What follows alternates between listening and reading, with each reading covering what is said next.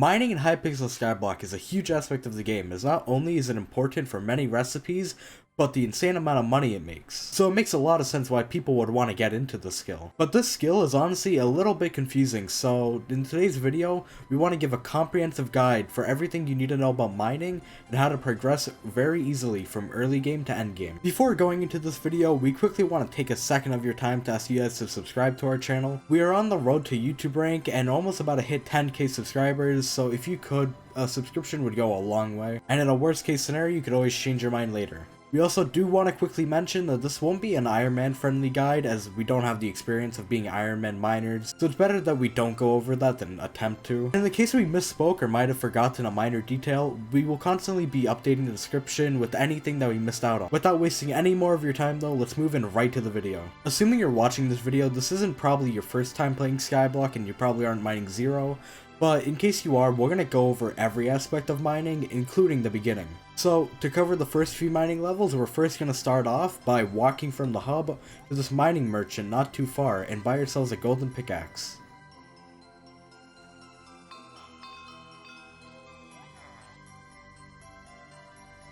Simply buy 3 gold and buy the pickaxe. And straightforward from the mining merchant, we could go here to the coal mine and start mining our first few coal to unlock the gold mines.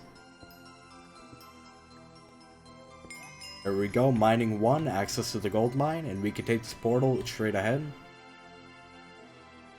to the next island. After spawning into the gold mine, all we're going to do is walk forward again till we meet up with the lazy miner NPC. Talking to him will give you a quest to go get his pickaxe in the mine, and the path is simply just going to the left and all the way as far down as you can. Might want to like fast forward this part, like make it like, yeah, whatever. And simply by this wood you'll see his pickaxe. And this pickaxe we'll use to get mining 5 to go to the deep caverns. And a very short while later, mining 5 and access to the deep caverns, which the portal can be accessed right down from the staircase straight ahead, and you'll see it pretty visibly.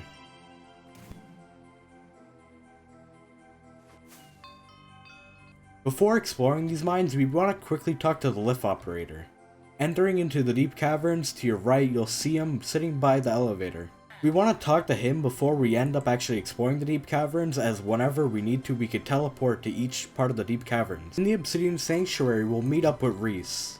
Reese will allow us to visit the Dwarven mines under the requirements that we're mining 12 and we can supply them. The best way we recommend unlocking the Dwarven mines is by mining sand. Coming here to the Mushroom Desert, all we need is an efficiency 2 gold shovel and we're able to instant mine sand. From this you should be able to hit mining 12 relatively quickly, as well as getting enough money for all the ores. Prices do change often, but the ores that I would recommend are enchanted redstone, enchanted gold, and finally enchanted lapis. After giving these items to Reese, we have to quickly go back to the lift operator and we could go to the Dwarven mines. Now that we're in the Dwarven mines, there's a lot of ways to progress in mining, and it's honestly really fun from here. Instantly going into the mines, we could go here to this little shack to our right and talk to Boo Boo. He'll sell you a fractured mithril pickaxe for around 10,000 coins, and not only is this better than a diamond pickaxe, but also is able to mine titanium. He does offer a few more pickaxes, but we can't really buy these due to our Heart of Mountain restriction. There is one more thing you could do rather than buying the pickaxes, and that's by buying a Pico Nimbus. As of recording, these go for just around 400k and are way better than those mithril pickaxes. But the pickaxe does have a few caveats. For example, it'll break after 5,000 blocks broken. The other good thing, it has no requirement, so right as you enter, you're able to use it. Now, the reason you might have not heard of this pickaxe is because it's locked behind the Crystal Hollows, which you need Heart of the Mountain 3 for. Speaking of Heart of the Mountain, what does that even mean? Well, it's just like any other skill tree you'll see in any other game. The Heart of the Mountain has increasingly better and better types of passive stats using mithril and gemstone powder. There's many ways to obtain powder, such as just simply mining mithril or doing commissions, but we'll get to that in a bit. Being that you're Heart of the Mountain 1, the only thing that you could actually put powder into for now is just mining speed, which isn't bad. Now, speaking of powder, I do also want to mention 2 insanely good NPCs for your first few days of mining, being the Fetcher and the Puzzler. To get to the Fetcher, you're just going to start here at spawn, come over here, until you see this wooden structure right here, come up this bounce pad, come up these stairs, and this is Fetcher, and he'll talk to you. He says, "Hi, I need your help. looking for some stuff, don't remember the name. It's shiny and makes sparks. So today he needs a flint and steel. I do have Skytills, which will tell me what he needs, but you can also find this on the forums, and he'll tell you what he means whenever he gives you the clue. Or you can just figure it out for yourself. Maybe it's a little fun. So as you can see, I'm about to spend, 370 coins on making a flint and steel. And whenever I give it to him, he's going to give me 20,000 coins and 1,500 mithril powder. So you can do that once a day, and it's pretty nice whenever you're just starting out. Now the other daily quest you can do is a little bit further away from Fetcher. If you're starting at Fetcher, you're going to want to come down here, head this way towards this golden arch, come to the left, you'll see a bridge here, cross the bridge like this, go through the doors, see the stairs, make a left, make a right, and then make a left into this doorway right here with the red carpets, left again, right, left, and you'll see the puzzler right here. And when you talk to the puzzler, he's going to give you a bunch of arrows in chat, and obviously Skytills again is going to highlight which block I have to mine. But if you were to do this the right way, you'll see that this first arrow is a down, and then a left and an up, so I would start on the puzzler, and I would go down one block, left one block, then up one block, then I go left, right, left, down, left, right, left, down, and I go left, right, up, left, right, up. So I will end on this block, which is the highlighted block, and then you just break it, and you get another 1,000 mithril powder, and that's it. And you can do that once a day. Some nice mithril powder to get you started, put that in the mining speed, and you are ready to go. Now speaking of the King's Castle, which is where we are right now, once you come out of the puzzler room, you can come back, follow this red carpet, make a right here, and you will see this round table of kings. And if you come and talk to the one in the golden throne right now it's King Grandan, he is going to talk to you for a little bit, and he will give you commissions. Now your menu isn't going to look like this, you're going to only have 2 commissions, and these quests aren't going to be anything hard, they're just going to be pretty tedious. And this is basically the main progression of mining, is he'll give you quests like right now I have deposit 20 tickets during the raffle event. So I want to wait for a raffle event, and then I can deposit 20 tickets, and then I get 1.6k mithril powder, and that's because I have Heart of the Mountain max. But if this is you, then you'll get 400 Heart of the Mountain XP. And these commissions are going to reward you with powder, mining XP, and Heart of the Mountain XP. So you get all 3 benefits just from doing these quests. This is what you're going to pretty much be doing. I personally did these commissions all the way to mining level 60 just because I think they're fun. But some people choose to just mine mithril or do other things, but we'll get into that later. Basically, you're just going to want to do these commissions, do a lot of them. There are also commission milestones, so you get rewards for hitting certain amounts, like the max one is 750, and when you get that, you get 2.4 million mining experience just for doing 750 commissions. So it is very worth doing these, and especially once you get to the Crystal Hollows, you're going to want to look into this. Something to take note here also is daily commissions. These reset every day at around 8 p.m. or I believe midnight Eastern Standard Time. And these will give you an extra 900 Heart of the Mountain XP for the first 4 commissions of the day. This is extremely important for leveling up, and you will need to take advantage of this if you aren't a sweaty player. So what does Heart of the Mountain leveling up even give you though? Well, let's go over levels 1 to 3, which are the levels that you will be getting in the Dwarven mines. Now at tier 1, you're just going to get a token on the mountain and some Skyblock XP, as well as the mining speed perk.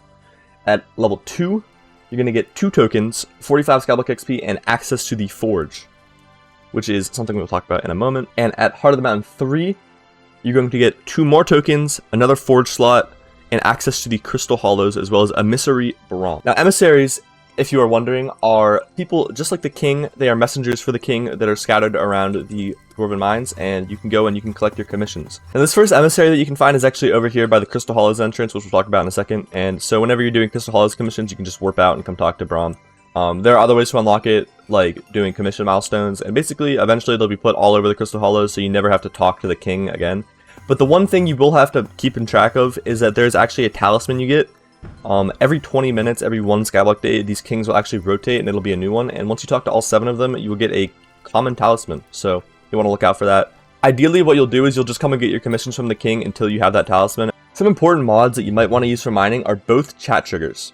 One is called Soupy V2 and the other is called Colway. We won't go in depth on what they do to save time, but using them will make your quality of life much better while leveling the skill. So if you are interested in using those, there are plenty of mod installation guides. There's even one on our channel, so if you scroll down a little bit, you might find that. Now with that out of the way, we should now start getting ready to enter the Crystal Hollows. We are going to quickly do a little checklist to make sure you're ready though. And that first starts off with you being Heart of the Mountain 3 to actually be able to enter. Next up, we're going to make sure you have a good pet to actually use in this mine. These will include either the bee pet, which at a level 100 will grant you 30 extra mining fortune. If you're not too worried about mining fortune, you could also go with a silverfish pet for the extra 30 mining wisdom. Equipped on the pet should be the bejeweled collar. color. This is a very cheap pet item which can be forged or bought on the age for around 3 million coins, but will give you an extra 10 mining fortune with 25 extra mining speed. Armor wise, you should either have the Glycite armor, which will give you a lot of mining speed, but that's about it.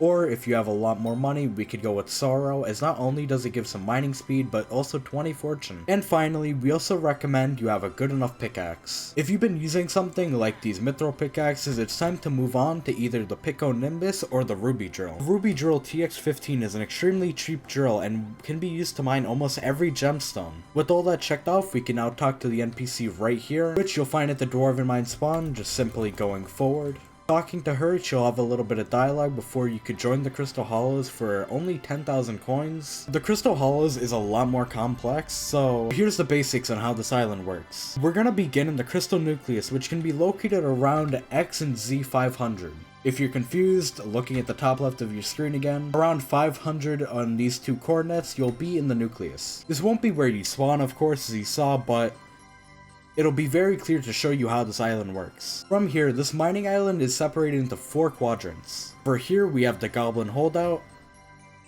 Across from that, we have the Mithril deposits. Then the jungle. Precursor remnants. And finally, jumping down here into the magma fields, which isn't a quadrant, but rather a location that covers the whole bottom of the map, no matter what quadrant you're in. Each of the named locations are separate for good reason though, as each one has their own little monument, gemstone type, and unique mob, and we'll quickly show them off. Firstly, in the jungle we have the Jungle Temple. Along in this area we have Amethyst, which is this purple gemstone, along with Sludges, which are the slimes. And finally we have the Kalhuiki tribe member, which are scary as not only do they have a billion HP, but will one-tap you. Next, in the Goblin Holdouts is where you'll find both the Goblin King, as well as the Goblin Queen. The area's main gemstone is Amber, and of course it would make sense that you would find goblins here. Inside the Mithril deposits we have the Mines of Devon, along with these huge crystals of Jade, and the main mobs Grunts. In the Precursor remnants we have the Lost Precursor City, along with the Blue Sapphire gemstones, and most importantly automatons. And finally in the Magma Fields it is home to the Khazad-dûm, which is more commonly known as just a Bow Boss, along with the yellow Topaz crystals, and the more common mob which is the Yogs. And finally there's one more place that I couldn't really find, but it's called the Fairy Grotto. There you'll find butterflies and the most expensive out of all the gemstones, Jasper. Each of these gemstones have something called the breaking power. Talking to this NPC right next to the Crystal Hollows entrance, you'll go over each breaking power for each ore. Focusing just on the gemstones, they'll range from breaking power 6 to 9. Ruby is the easiest to mine at level 6. Jade, Sapphire, and Amber at level 7, which is what the Ruby Drill TX15 is capable of. Topaz at a level 8, and finally Jasper at a level 9. Being that the Ruby Drill can't mine Topaz and you'll eventually need to mine Topaz for commissions, we recommend that you upgrade to the Gemstone Drill LT522. It's a very cheap upgrade from the Ruby Drill, and will honestly carry you to the max Heart of the Mountain level. Now that you understand the basics of the Crystal Hollows, let's move on to how you should efficiently progress in mining now. And let it be known, it's gonna be a good bit before we start progressing into earning good money from mining. Let's start off by leveling your Heart of the Mountain level. Emissary Cisco here in the Crystal Nucleus will be the main place you turn in your commissions if you don't plan to leave the lobby. It'll be useful if you set up routes to get each required commission, though the other way you could do it is simply by just leaving the Crystal Hollows and going to the emissary right next to the entrance. The reason this is nice is you could claim your commissions here and then enter the Crystal Hollows and lobby swap for the correct commission that you need. Warping into the Crystal Hollows, I'll spawn here in the Sapphire area, but leaving and then coming back, I now spawn in a completely random spot in the Mithril deposits. Now, looking at the commissions themselves, they are a little different than the Dwarven Mines ones. Looking at your commissions, depending on how many slots you have, you'll have either 1 or 2 missions telling you to get a certain amount of gemstone or killing a type of mob. And then the other commission you'll have will be collecting one of the 5 crystals in the Dwarven Mines. For efficiency, we're going to be ignoring these crystal commissions as they take way too long to obtain and aren't really worth if you're not doing Crystal Nucleus runs. If you are interested in doing Crystal Nucleus runs though, we'll give a quick rundown. Looking around, you'll see 5 of these like sphinx looking things.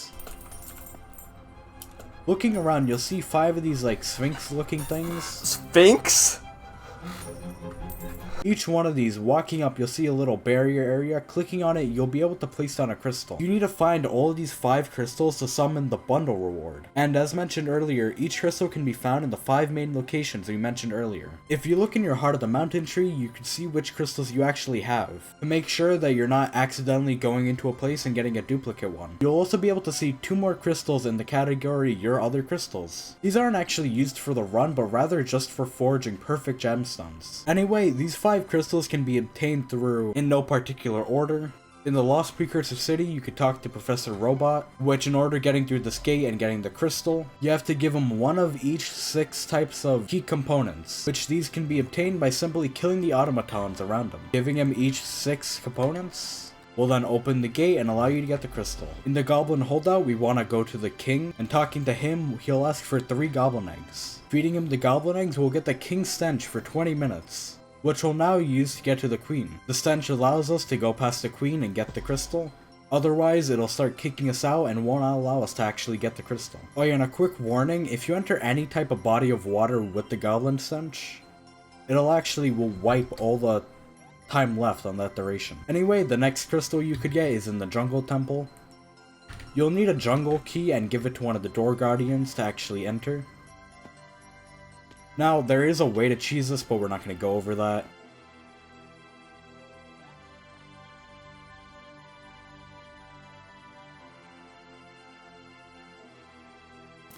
Parkour isn't really hard at all. And I know you're going to put that in the video. Like, I'm going to... Dude, as I was trying to say, this parkour isn't really that hard. It's just very tedious having to like try to get around these arrow traps. Finishing the parkour, you'll be greeted with 2 chests as well as a crystal. Next up we have the Topaz Crystal, which normally you would be able to just click on this and get it, but we have to kill the battle boss here. This boss is hit based, so if you don't have good gear it doesn't really matter. And after you see the message in chat, you'll be able to go back to the crystal even though it's invisible and get it. Finally, in the Mines of Dwarven, you need to go to any of these keepers, click on them to get the metal detector. And using the thing above your hotbar, you're able to track down the treasure, simply by moving around, seeing where the amount of distance spikes. If you're within 10 meters, you'll see a chest with particles, and you just have to right click on it. Now, there are mods to make this really easy, and such mods like Soupy have this feature, and trust me, it makes it 10 times as fast to find the treasure. But anyway, after you find the 4 required tools, you can just hand them in any order, and claim your final Jade Crystal. As I mentioned before, you just have to go under each statue and click on them, and it'll place the crystal. And after placing all 5 crystals, the crystal loot bundle will appear and you'll get many items. Now this could range from things like, here I got 3 Pico Nimbuses, which is kind of bad, to things like the Divine Alloy, but things like that are extremely rare and you shouldn't really expect. Anyway, now that we've caught you up to speed with everything to know about the Crystal Hollows, let's get into progression. But again, we're going to go through a little checklist to make sure you have everything that you need. First of all, that starts off with you hitting Heart of the Mountain 7. This shouldn't take too long if you're doing your dailies and overall just doing commissions. This is super important and we'll go over why in a second. Next up, for pets, depending on how much money you actually have, we should either go for the bee pet, as we mentioned earlier, the bow pet, or if you have a lot of budget, the skate pet. These pets are useful in their own scenarios. For example, the bow pet is useless if you're not in the magma fields, but is useful in the magma fields as it increases all your stats by 15%. These are including your mining stats, of course. And both the bee pet and skate the pet are good when you're outside of the magma fields, doing something like jade mining. Your armor should definitely have moved on by glaciite. Your armor should have definitely moved on from glaciite to something like Yogg or Sora, as we mentioned before, depending on the budget, and maybe even the Vaughn.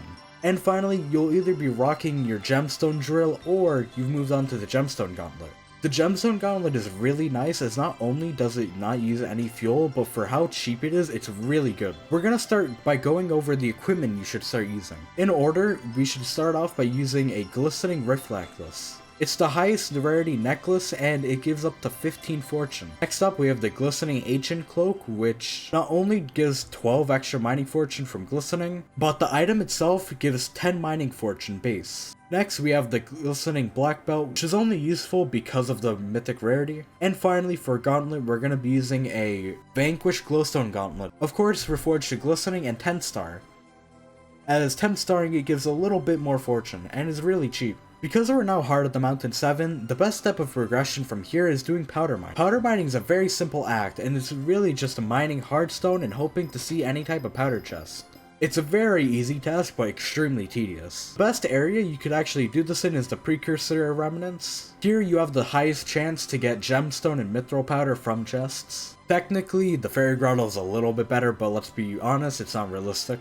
As I mentioned before, if it is in the budget, we do recommend you get a legendary Skyblock for the last perk at the bottom, which gains 20% more gemstone powder. On top of that, there are also drills that give more gemstone powder. For example, in my inventory, I have the Jasper Drill X, which is the best drill when it comes to getting extra percentage on gemstone powder. Now, there are cheaper variants which you can use if the 34 mil for this drill isn't in the budget, and there are also some mithril drills, but we're not going to recommend those, as you'll definitely have a lot more gemstone powder than mithril powder. Another small thing which I have in this drill that I didn't go over yet is the Blue Cheese Omelet, which gives a +1 level to each unlocked Heart of the Mountain perk.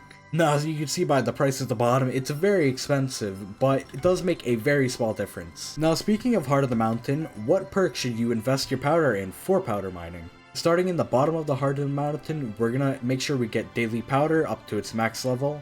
You could also level up Seasoned Mine Man if you're still like not mining 60. Also, the mining XP is small, but I mean adds up. Though tier 6 to tier 7 is what we care about the most. First, we have Mole, which when mining hardstone will have a percentage chance to mine adjacent blocks. Going 2 levels to the right, we have Great Explorer, which boosts the chance to find treasure chests while in the crystal hollows. And most importantly, reduces the amount of locks on a chest by a certain amount depending on what level you have it to. As an example, I'm gonna level this up a little bit, let's say to level 12.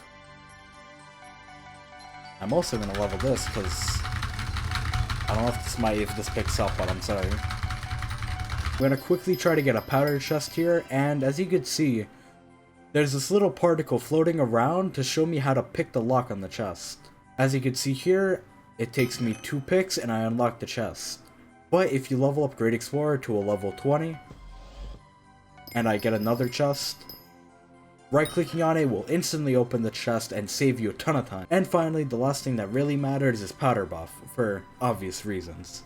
Something also you should take note of is that at Mole level 171, the perk doesn't actually mine any more hardstone, and also if you're not able to hit that 171 mark, rather than having your ability on something like Pico Nimbus or Mining Speed Boost, you want Vein Seeker. Vein Seeker gives you 3 mining spread for a little bit of time and is very useful. Now admittedly, powder mining is one of the more boring parts of mining, but we're slowly creeping up to the fun part. We'll do a final gear check here, and you'll probably be rocking a Gemstone Gauntlet with either Sorrow or probably recommended by now Devon Armor. As I showed off before, fully maxed equipment, a Bal or a Skyblock, or B, depending on how much money you have. And finally, at least 4 million of each type of powder. Now, there have been a lot of tests that have been done about this, and the major consensus is, the basic idea is that 4 mil powder is very easy to get to, and getting to a very high powder doesn't really increase your rates by that much. So if you don't care about the Skyblock XP, or you're just like very lazy and don't want to powder mine, this is where you should be at.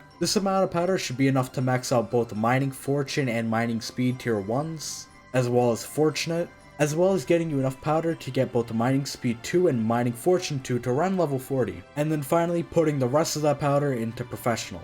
Now if you're a little confused looking at my tree, this is what it should be looking at. Here's the bottom and then moving up. And here's a little disappointing part, we can't recommend the best mining structures and routes, as those are either private or something we won't be able to explain well, as some of the top miners have way better knowledge in that. So we'll run you through the basics of some of the most popular ones. The first one is Ruby and Topaz mining. This is where the Bal Pet has its shine, as the whole time mining down here will be in the magma fields. Ruby and Topaz mining is fairly simple. You need a good amount of waypoints to mostly ruby veins, to the point that when you mine each ruby vein, when you get back to the first ruby vein you started at, it'll be fully regenerated. The next type of gemstone mining is jade mining. This one doesn't really have any setup, all you need to do is find a mine at Devon and start mining out these big crystals all around the map, near the top part. This isn't as good as ruby mining, but has 0 setup and it's really simple. Finally, we have jasper mining. This one isn't hard to set up or anything, but the spot is very rare and really inconsistent to find, but does make an incredible amount of money in specific scenarios. There are multiple types of fairy grottos that could spawn, some having not enough veins for it to be infinite, while some having more than you actually need. It's recommended that if you're actually gonna mine Jasper, you actually buy the lobby off of somebody, as you'll probably make that money you spent buying it off of them well back. Yeah, sadly we are kind of vague here, but to help your struggles out on understanding this, we'll leave you linked the Mining Code Discord in the description. This Discord has a lot of public routing and some explanations on how exactly the routes work, and how to find your own coordinates. Finally, we're gonna assume you did a little bit of gemstone mining and have some money to play around with, so let's upgrade your setup the final time. This will be the best of the best gear, so beware of the insane prices some of these items have, and have the understanding that these items will probably take you a while to actually get to. First, the pet. We're gonna be using both the Bal and Skate the pet still, as they are the best mining pets, but now, as we didn't mention before, you want to put a Quick Claw on these. Putting a Quick Claw will give you an extra 50 mining speed and 50 mining fortune, better than the Bejeweled color from earlier. The armor should definitely be by now Devon's armor, with at a minimum 3 out of the 5 chambers unlocked, and those being the Topaz and the Jade ones. Though eventually you should definitely have all of them maxed out. We also recommended that your armor is reforged to Jaded, which can be unlocked with the Jade Emerald, and getting the Jade Emerald is unlocked through Crystal Nucleus runs. We also can upgrade your mining tool. Moving up from the Gemstone Gauntlet, looking in the Forger, we can now move up to the 655. Now, this drill is extremely expensive and the recipe's kind of a lot, but will be the best drill until you get to the Von drill. Oh, don't get me wrong, this drill is extremely expensive, but it's definitely worth it if you plan to be mining for a long time, and also is planned to go to other things like 1 billion gold collection. On top of that, there are also some drill parts that you should look at.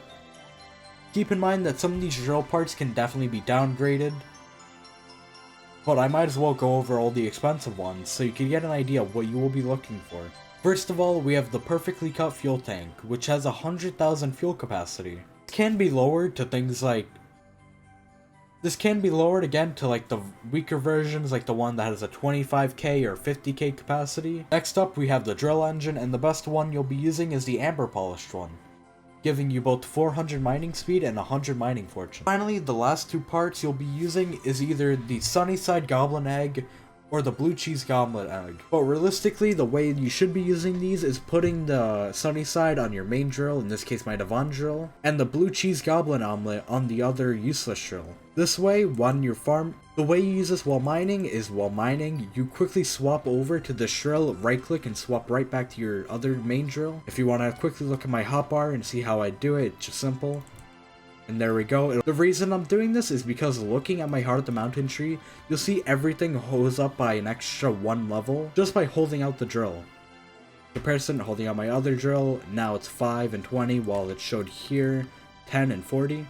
It's a very small change, but you might as well do it. And again, these parts do come in a saga of multiple parts, so you might need to buy the cheaper one if your budget can't afford these. And the best part is they're upgradable through the forge at any time in the future. And something else we're going to mention now is also the talismans that come with mining. Starting from worst to best, we have the Jungle Amulet, which just gives you 10 mining fortune while mining only gemstones. Actually, a little worse, we have the Mining Talisman, which gives you 6 mining fortune. Actually, a little worse, we have the Mineral Talisman, which gives you plus 3 mining fortune. We have the Titanium Relic, which is upgradable from the Titanium Talisman, which just gives you mining speed. And probably the most useful of them all is the Artifact of Power. The reason this is nice is you will get an extra pristine 20 mining fortune and 20 mining speed from this, along with some nice useful combat stats. But yeah, honestly, that's about it for mining. It is one of the more simpler skills when you look at the gear and how to progress, but it is definitely one of the more rewarding skills. As we did mention, if we did misspeak of anything in this video, we'll leave the key points we missed out at the top of the description. But honestly, that's about it. Hope you learned a thing or two, and bye!